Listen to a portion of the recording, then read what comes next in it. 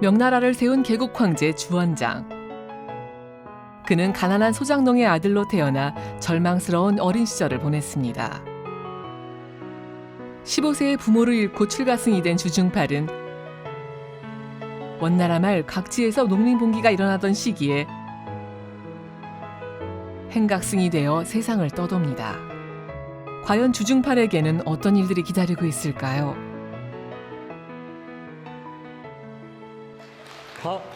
간단히 요약하자면 주원장은 행각승을 하며 많은 것을 배우고 익혔습니다. 자아훈련은 물론이고 관찰력, 표현력, 설득력과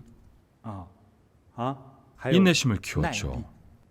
춥고 배고픈 상황에서는 상상을 초월하는 인내심이 있어야 하는데 출가한 사람으로 쉽게 화를 낼 수도 없었습니다. 어려운 일이죠. 하지만 혹독한 훈련을 통해 이런 능력을 길렀습니다. 그러다 또 다른 인연이 찾아왔습니다. 환각사의 주지 스님이 다시 행각승들을 불러들인 겁니다. 거리에서 수년간 훈련을 받은 주중팔이 몇 살이 되었을까요? 출가한 지 8년에서 10년쯤 흘러 25세가 되었습니다. 주중팔은 25세 이전까지 계속 수행을 하며 행각승으로 탁발을 하러 다녔습니다. 좋은 훈련을 받은 셈이죠. 25세에 다시 환각사로 돌아왔는데 얼마 되지 않아 어릴 적 놀던 친구 탕화로부터 편지 한 통을 받습니다. 탕화는 어릴 적 함께 놀던 친구인데 주중팔을 형님이라고 불렀습니다. 탕화는 함께 봉기군에 들어가자고 설득하기 위해 주중팔에게 편지를 보냈습니다. 편지는 이렇게 썼습니다. 저처럼 아둔한 사람도 1000명을 거느리는 장수를 맡고 있습니다. 지금으로 치면 대대장급이죠. 잘 먹고 잘 지내며 호위병도 몇 명 거느리고 있습니다. 이런 식으로 자랑을 하니 모두가 부러워했습니다. 구리로 만든 갑옷으로 무장하고 날카로운 칼을 차고 다닙니다. 그런 자랑이 써져 있었습니다. 옛날에는 편지를 전하는 사람이 많지 않았습니다. 한 이름 없는 스님에게 편지를 전달했는데 환각사 전체에 소문이 퍼지고 말았습니다. 남들은 대수롭지 않게 여겼지만 주중팔은 덜컥 겁이 났습니다. 당시 원나라 조정에 반기를 드는 백령기에 속한 반란군에게서 온 편지였기 때문입니다. 형님도 이곳에 들어오십시오. 형님은 나보다 더 간교하고 활달하고 이를 우직하게 밀어붙일 줄도 아니 여기서 몇 년만 버티시면 저보다 팔자가 필 겁니다. 이렇게 주중팔을 설득했습니다. 반란군의 원수는 수하에 부하가 몇 없어 어떻게든 청년들을 군대로 끌어와야 세력을 불릴 수 있는 상황이었습니다. 그런데 이 편지 내용이 환각사 전체에 퍼졌고 누군가 이 사실을 관아에 고발했습니다. 당시 여기저기서 반란이 일어났기 때문에 관아에서는 반란자들을 잡으러 다녔습니다. 주중팔은 불안한 기분이 엄습해 오는 것을 느꼈습니다. 뭔가 조짐이 좋지 않다. 위험하다. 동시에 이런 생각도 들었습니다. 나는 출가인이고 불제자이고 자비로운 사람이니 중생을 구제하고 수행을 해야 하지 않는가. 그런데 누군가 이미 나를 관아에 고발했으니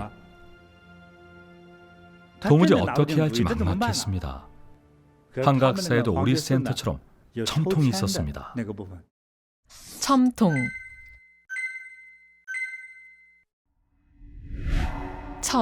점대를 뽑아 기륭을 점치는 것으로 중화권의 불교, 도교 사원에 빛이 되어 있다. 환각사에도 우리 센터처럼 첨통이 있었습니다. 행운의 추첨권을 뽑듯 첨을 뽑는 것이죠. 4대 천왕 중 하나인 가람호법신에게 이렇게 빌었습니다. 아이고 부처님, 제게 길을 밝혀주소서.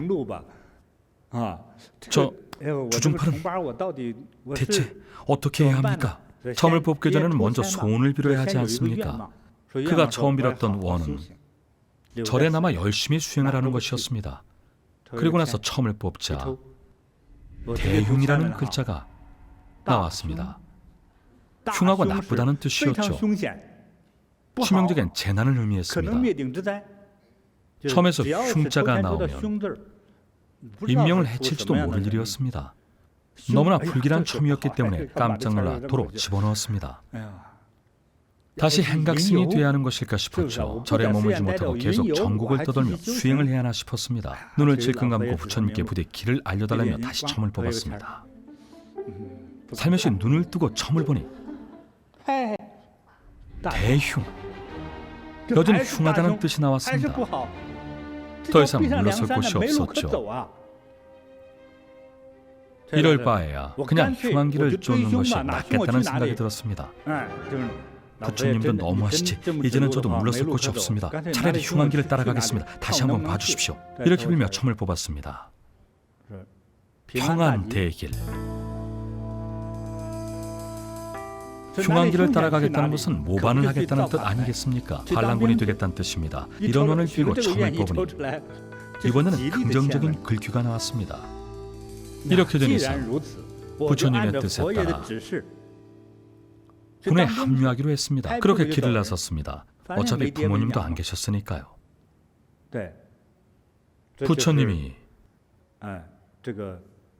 주중팔에게 군에 합류하라는 길을 알려주신 겁니다. 승려였던 중팔이 반란군이 된 것이죠. 당시 이름이 주중팔이었지 않습니까? 그의 운명이 바뀌는 순간이었습니다. 첨을 뽑고 나서 이런 결정을 내렸다는 사실에 주목하세요. 첨의 예언이 정확했을까요? 아닐까요? 이후 그에게 어떤 고난이 닥쳤을까요? 계속 들려드릴까요? 주중팔은 25세의 반역자로 몰려 옥에 갇힐 위기에 처합니다. 위급한 상황에서 첨을 뽑아 부처님께 길을 물은 뒤 첨의 글귀대로 반란군에 합류하기로 마음을 먹습니다. 과연 길한 선택이었을까요? 흉한 선택이었을까요? 주중팔에게는 또 어떤 일들이 기다리고 있었을까요?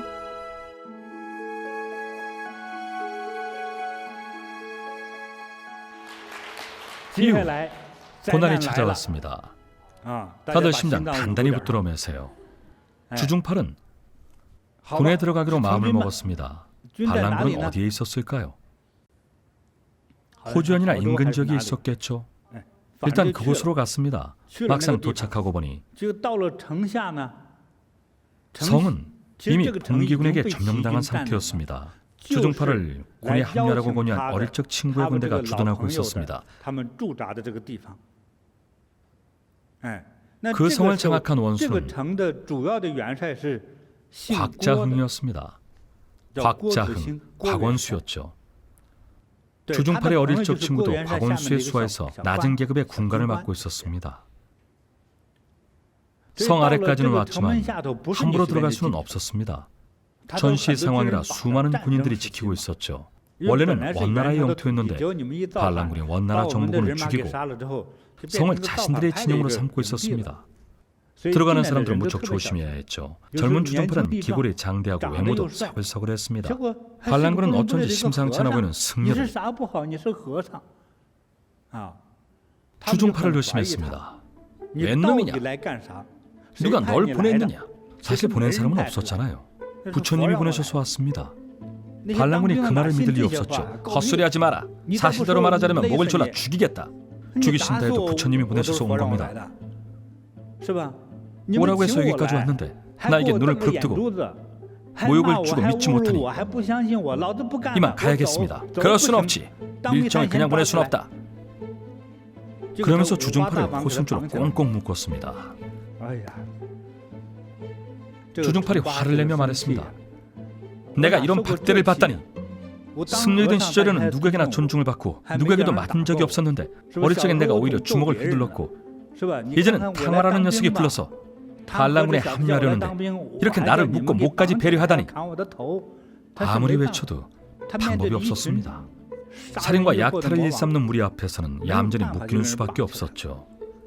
전쟁이 본격적으로 시작되기 전에는 아무리 밀정이라도 죽이기 전 곽원수에게 보고를 해야 했습니다. 곽원수도 겨우 2천여 명의 병사밖에 없었기 때문에 호칭도 그저 곽원수였죠. 보고를 들은 곽원수가 말했습니다. 내가 그 녀석을 한번 봐야겠다. 지금 어디에 있느냐? 내가 한번 신문해 봐야겠다. 곽원수가 와서 보니 청년의 생김새가 썩 괜찮아 보였습니다. 신문을 하고 보니 그의 수하인 탕화 역시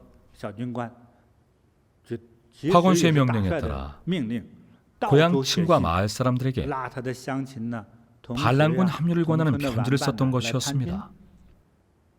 이자는 밀정이 아니다. 일단 문제는 없으니 군에 합류하도록 하여라. 출신 배경은 괜찮아 보이는구나. 여기 남아 병사가 되거라. 곽원수는 주중팔이의 모습이 마음에 들었습니다. 하지만 얼굴을 똑똑히 보지는 못했죠. 왜 그랬을까요? 우선 절에서부터 조마조마한 마음으로 한밤중에 몰래 빠져나와 새벽길을 달렸고 병사들에게 얻어맞으며 포승길에도 묶였으니까요. 넘어지면서 얼굴에 흙먼지도 뒤집어쓰고 눈물 콧물이 뒤범벅이 되어 꼼짝 못하고 있으니 자세히 살펴볼 수가 없었습니다. 하지만 어쩐지 영골의 느낌이 났습니다. 일단 출신에는 문제가 없으니 남아서 병사가 되라고 명령했죠. 한 달이 지나 곽원수는 주중팔이 있는 진영을 시찰하러 왔습니다. 사실은 주중팔이 어떻게 지내는지 궁금했었죠. 죽었는지 도망가지 않았는지 살펴볼 심산이었습니다. 주중팔에 있는 진영은 모든 것이 깔끔하고 정리가 잘 되어 있었습니다. 이전에 본 적 없는 모습이었죠. 진영을 관리하던 대대장이 보고를 했습니다. 곽원수님, 저희 진영은 모든 임무를 조기에 마쳤습니다. 어떻게 했는지 아십니까? 곽원수가 묻기도 전에 말을 쏟아냈습니다. 주중팔이 온 뒤로 제 조수 역할을 착실히 해내고 있습니다. 야무지고 꼼꼼하게 일을 잘합니다. 이를 망치만 하는 다른 바보 녀석들과는 다릅니다. 일도 잘하는 데다 저를 도와 인력도 관리합니다. 보고를 들은 곽원수는 흐뭇해하며 말했습니다. 주중팔을 불러오거라. 정식군이 된 주중팔은 전과 달리 깨끗했습니다. 수염도 밀고 서글서글한 인상에 눈썹도 진하고 눈도 크니 이목구비가 환칠한 청년의 모습이었죠. 참으로 훤한 청년이로구나. 곽원수는 내심 감탄했습니다.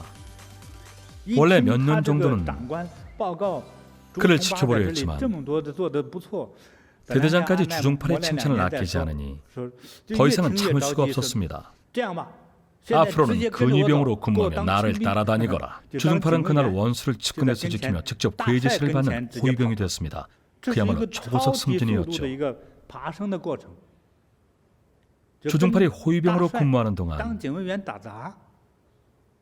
그를 찬찬히 관찰한 곽원수는 이렇게 생각했습니다. 훗날 나를 뛰어넘는 인물이 될 것임이 분명하다. 주중팔은 영웅의 기질을 타고났다. 하루는 이렇게 물었습니다. 자네 이름이 무엇인가? 중팔이옵니다. 강호에서 살아가려면 제대로 된 이름이 필요하다. 곽원수는 부모님이 돌아가셨으니 자신이 대신 이름을 지어주겠다고 했습니다. 성이 출시이니 글자를 골라 이름을 지어줬습니다. 앞으로 너를 원장이라고 부르겠다. 얼마 지나자나 곽원수는 주원장에게 좋은 인연도 맺어주었습니다. 곽원수는 친한 친구의 딸을 양육으로 들였는데 일찍 세상을 떠난 친구의 성이 마씨였기 때문에 마낭자라 불렀죠. 똑똑하고 조신한 데다 야무지기까지 해서 어딜 가나 눈에 띄는 아가씨였습니다. 마씨 집안은 다른 자식이 없어 무남동료로 자랐는데 곽원수의 친구가 생전에 모든 것을 쏟아부어 딸을 애지중지 키웠기 때문에 마낭자는 교양이 넘쳤고 역사에도 조예가 깊었습니다. 소설을 즐겨 읽고 예두왕조의 역사를 좋아하는 그런 아가씨였습니다. 중국 역사에도 해박했습니다. 역사를 알면 세상의 변화는 물론이고 사람을 쓰는 법, 통치의 기술, 병사를 다루는 기술 등을 깨닫게 마련입니다. 그만큼 머리가 좋은 아가씨였죠. 하지만 20살이 되도록 혼인을 청하는 남자가 없었습니다. 지금은 20살에 미혼인 것이 당연하죠. 20살의 결혼은 이른 편입니다. 하지만 그 시절에는 20살이 되도록 시집을 안 간 처녀는 얼굴이 심각하게 못생겼거나 장애가 있는 등 뭔가 이유가 있었습니다. 하지만 만왕자는 그런 이유는 아니었습니다. 역사적으로 못생겼다고 하는 사람도 있지만 전혀 못생기지 않았습니다. 다만 아버지가 일찍 세상을 떠나면서 곽원수에게 만왕자를 부탁했고 곽원수가 늘 병사를 모으고 전쟁을 치르느라 여념이 없었기 때문이었습니다. 그렇다고 일개 농민이나 병사를 수양딸의 짝으로 맺어줄 수는 없었기에 계속 건실한 청년을 찾고 있었습니다. 그러니 여러분도 배우자를 고를 때는 조급해하지 말고 괜찮은 사람, 진짜 인연을 찾으세요. 특히 미래가 있는 남자를 찾으세요. 만왕자는 수양 아버지의 소개로 주중팔, 그러니까 주원장을 만났습니다. 곽원수는 주원장의 이름을 지어주고 자신의 근위병으로 삼은 데다 평생의 배필도 찾아주었습니다. 곽원수는 친한 친구의 딸인 만왕자를 수양딸로 삼았고 만왕자도 곽원수를 수양아버지라 불렀습니다. 곽원수는 만왕자를 살뜰히 보살피며 친자식처럼 키웠습니다. 만왕자와 혼인한 주원장은 곽원수의 사위가 되었습니다. 서로 특별한 인연이 된 거죠. 상사의 수양딸과 결혼을 하다니 참 재미있는 인연 아닙니까?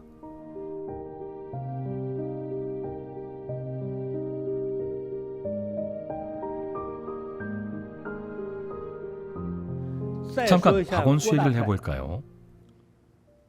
곽원수의 부친은 이미 돌아가신 상태였습니다. 곽원수에게 한 가지 남다른 기술이 있었는데 궁금하세요? 비장의 무기라도 있나 생각하셨죠? 아닙니다. 곽원수의 부친은 유명한 역술가였습니다. 역사 기록을 찾아보면 나옵니다. 곽원수의 부친은 유명한 역술가였습니다. 곽원수의 부친은 산동선 출신인데 자연재해로 고향을 떠나 유랑하다 안위성, 호주현 근처에 도달했습니다. 풍수와 관상을 보는 사람이었는데요. 하루는 큰 부잣집에 가서 일을 봐줬는데 주인이 점쟁이의 얼굴을 보아하니 늠름하고 교양이 흐르는 데다 말투도 조곤조곤했습니다. 어디 사람이요? 산동성에서 왔습니다. 장가는 드셨소이까? 아직입니다. 일찍이 부모를 열고 홀로 생활하다 보니 혼사가 늦어졌습니다. 지난 몇 년간은 먹고 사느라 바빴습니다. 여기저기 점을 봐주면서 입에 풀칠을 하느라 모아둔 돈이 없어 여지껏 장가를 들지 못했습니다. 곽 선생에게 나이를 물으니 자신의 딸과 10몇 살 차이가 나고 서로 잘 어울려 보였습니다. 내게 앞을 못 보는 딸이 하나 있는데 우리 집에 사위가 되어주겠소? 곽 선생은 떠돌이 생활에 지친 데다 흉년이라 벌이도 좋지 않고 여기저기 돌아다니며 괄시받고 불안한 삶을 살던 터였습니다. 그러다 국가의 징병이라도 되면 목숨은 없는 것이나 마찬가지였죠. 곽 선생도 마침 정착을 하고 싶은 터라 혼인을 수락하겠다고 했습니다. 혼인을 제안한 주인은 굉장한 부자였습니다. 앞을 못 보는 딸이 있었을 뿐이죠. 곽 선생은 개의치 않았습니다. 처가에 돈도 있고 땅도 있으니 여기로 장가를 들면 부자가 되겠다 싶었죠. 그렇게 거래가 성사되고 곽 선생은 앞이 안 보이는 현지 처녀와 혼인을 맺었습니다. 그렇게 태어난 자식 중에 한 명이 바로 곽원수, 곽자흥입니다. 곽원수는 부잣집에서 태어나 교양이 있었습니다. 그런 배경이 있기에 곽원수도 어느 정도는 관상과 운명을 볼 줄 알았습니다. 주 원장을 보자마자 예사롭지 않다는 걸 알았죠. 평범한 농민이나 나약한 범부가 아닌 영웅의 면모를 갖춘 인물이라는 사실을 간파했죠. 곽원수도 주 원장의 먼 미래까지는 보지 못했을 겁니다. 심상치 않은 인물이라는 것은 어느 정도 눈치챘지만요. 여러분은 이야기를 듣고 보니 하늘의 뜻이 있다는 생각이 드십니까? 겁도 없이 남의 집 소를 죽이고 친구들을 장군이나 황으로 봉하고 하늘이 부모님의 장례를 치러주고 그 다음에는 환각사에서 부처님의 인도에 따라 군에 합류하게 됐습니다. 나중에는 곽원수를 만나고 덕분에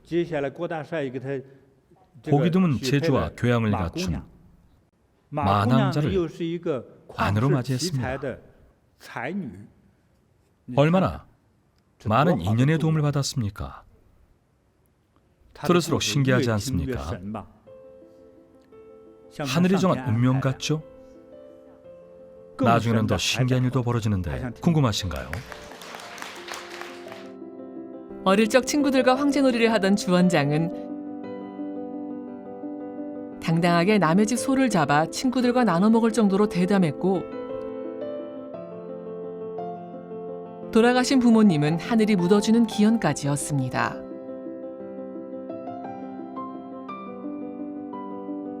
환각사에 출가한 뒤에는 부처님의 뜻에 따라 곽원수의 반란군에 합류했습니다. 언뜻 우연의 연속처럼 보이지만 어쩌면 보이지 않는 힘에 의해 예정되어 있던 일은 아니었을까요? 곽원수는 원수라 불리긴 했지만 병력 규모가 작았기 때문에 다른 반란군들이 계속 진영으로 밀고 들어왔습니다. 민간에서는 백령교라는 결사에 속한 사람들이었습니다. 백령교의 수령은 스스로를 송나라 황제라 일컬은 한림하였습니다. 정신없죠? 일단 백령교만 기억하세요. 반란군은 백령교에 속한 작은 결사체였습니다. 백령교에 속한 결사체를 이끄는 한림하는 전국적으로 매우 세력이 큰 인물이었습니다. 또 다른 원수도 있는데 이들 역시 봉기군 중 하나로 손도계라는 원수였습니다. 손원수는 곽원수보다 부하들이 많아 성안에 비좁을 정도였습니다. 더군다나 곧바로 기근이 닥쳐 성안에 먹을 것도 없었습니다. 작은 성에 밀집해 있다 보니 식량은 금세 바닥이 났고 식량을 구할 곳도 없었습니다. 그러자 서로를 몰아낼 궁리를 하기 시작했습니다. 하지만 딱히 명분이 없었죠. 모두가 백령교 결세에 속한 반란군이었기 때문에 누군가를 쫓아낼 명분이 없었습니다. 결국에는 누가 더 잔인하고 악독한지가 관건이었습니다.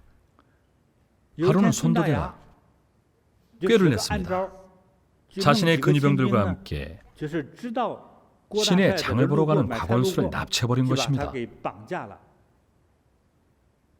어떤 일이 벌어졌을까요? 수양딸의 사위 주원장이 이 사실을 알게 됐습니다. 주원장은 분노하며 장인어른을 구하겠다고 나섰습니다. 하지만 혼자 힘으로는 역부족이었습니다. 역사에 기록된 실제 이야기는 이렇습니다. 그는 다른 봉기군의 수장을 찾아갔습니다. 곽원수보다 훨씬 많은 병사를 거느린 자였지만 곽원수와 말이 잘 통했고 서로를 지켜 세우는 그런 사이였습니다. 그 원수의 이름이 뭐였죠? 생각이 안 나네요. 일단 어떤 원수라고 하겠습니다. 주원장은 그 원수를 찾아가 곽원수가 납치됐다고 했습니다. 6천 명의 병사를 거느리던 그 원수는 직설적이고 전쟁을 피하지 않는 성격이었습니다. 감히 내 형제를 건드리다니. 내게 6천의 병사가 있는데 그들 하나 해주지 못할까? 당장 구하러 가세. 주원장은 병사들을 대동해 손덕의 집에 쳐들어가 집안 이잡듯이 뒤졌습니다. 손덕이를 잡아들이고 곽원수님을 구출해라. 결국 곽원수를 찾아 무사히 구출했습니다. 하지만 따지고 보면 곽원수와 손덕이 모두 백령교에 속하는 사람들이었습니다. 곽원수를 납치한 손덕의 쪽 사람들은 어떻게든 변명을 하려 했습니다. 저희는 곽원수를 납치한 게 아닙니다. 간만에 만나 서로 회포를 풀기 위해 이쪽으로 모시려 근위병들이 그리 모셔온 겁니다. 이렇게 돼지도 잡아 준비했지 않습니까? 납치가 아니라 회포를 풀려고 했던 겁니다. 오해를 하신 겁니다. 이 덕에 손덕에는 목숨을 부지할 수 있었고 결국 각자 무사히 집으로 돌아갔습니다. 곽원수는 이 일을 계기로 주원장의 진심을 깨닫고 고마움을 느꼈습니다. 주원장이 사유로서 지략과 용기를 발휘해 자신을 구출한 것을 매우 높이 평가했습니다. 자신이 납치됐을 때 아들은 무섭다고 도망갔고 그 아들은 이때를 틈타 자신의 말과 보금들을 훔쳐 고향으로 달아났는데 주원장이 제일 먼저 달려오는 모습을 보고 지략과 의리와 용기를 갖췄다는 생각에 그에 대한 정이 더욱 깊어졌습니다. 그래서 주원장은 승진시키기로 했습니다. 지금으로 치면 중대장에 임명했습니다. 아마 150명 정도는 되지 않을까 싶은데 대만에서는 중대장 아래에 몇 명이나 있는지 모르겠군요. 작은 규모의 병사들을 꾸려 독립적으로 지휘할 수 있게 했습니다. 원수를 지키는 근위병이었던 주원장에게 100여 명을 지휘할 수 있는 중대장, 대대장 정도의 관직을 주었지만 정작 수하에는 병사가 한 명도 없었습니다. 곽원수는 주원장을 요직에 임명한 뒤 말했습니다. 내가 높은 관직을 주긴 했지만 수하의 병사들은 스스로 구해야 할 것일세. 나는 이제 더 이상 병사들을 모을 힘이 없다네.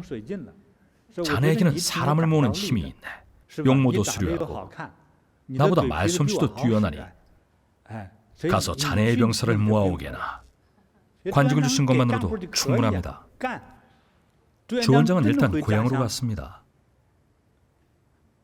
그의 고향이 어디였죠? 안희성 봉양현이었죠. 그는 고향에 간 지 3개월 만에 수백 명의 사람을 모아 돌아왔습니다. 또 하나의 우연이 있는데요. 이렇게 불러모은 400~500명의 사람들 중 22명의 어린 청년들이 훗날 주원장과 함께 천하를 평정했습니다. 상장군이라 불린 24명 가운데 22명이 모두 봉양현 출신이었죠. 그 지역에서는 인재를 찾기 힘들었을 겁니다. 주원장이 모두 데려갔으니까요. 모두 봉양현 출신이었습니다. 전쟁을 하면 수만 명에서 10만 명이 생이 동원되는데 병사들은 다 자기 이름도 쓸 줄 모르는 농민의 자식들이었습니다. 이렇게 많은 병사들을 지휘하는 이유는 단순한 무술 겨루기와는 다릅니다. 두 사람이 겨룰 때는 누가 더 잘 싸우고 누가 더 뛰어난지가 중요하죠. 하지만 군사 지휘는 지능 싸움입니다. 군을 이끌 때는 개인의 담력이나 체력이 아니라 지력이나 지혜가 더 중요합니다. 그래서 그 시대의 천하를 평정했던 군사적으로 가장 유능한 24명의 장군 가운데 최소한 22명은 주원장의 고향으로 내려가 병사를 모으면서 발굴한 인재들입니다. 주원장은 자신이 직접 다스리는 병사가 생기고 나서야 본격적인 장수의 길로 들어섰습니다.